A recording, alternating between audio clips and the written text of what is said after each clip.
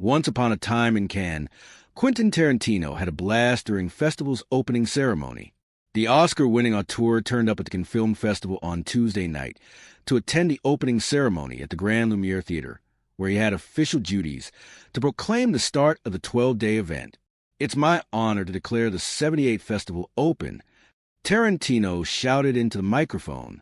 With that, his only job was done, to put an exclamation point on what had been a politically charged program.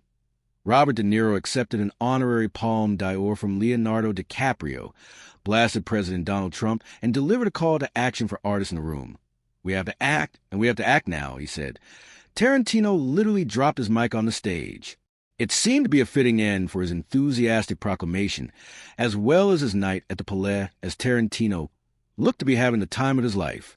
The filmmaker arrived at the famed red carpet with his wife, Daniella Tarantino, and fest officials closed foot traffic from fellow guests so that the couple could pose for photographers alone. Judging by the photos, the Tarantinos soaked in the moment by canoodling, whispering in each other's ears and striking multiple poses. At the top of the steps, Tarantino flashed a peace sign to throngs of fans down below, and he greeted top brass Cherry Fromaux and Iris Knobloch.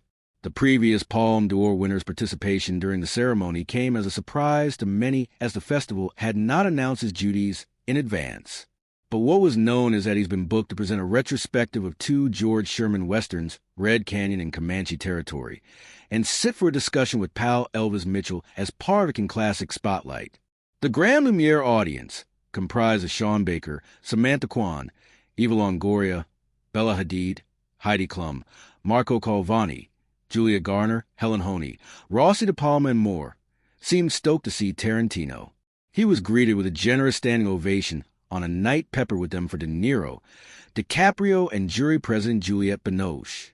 Tarantino actually had a moment to catch up under the lights with his once-upon-a-time in Hollywood star DiCaprio. After he declared the opening of the fest and disappeared backstage on an amusing shuffle step, Tarantino reemerged at center stage to join DiCaprio, De Niro, Binoche, ceremony host Laurent Lafitte, performer Mylene Farmer, and the jury members to pose for more photos and soak up the scene. No word yet on how Tarantino closed out his evening, but we're betting it had a cinematic ending.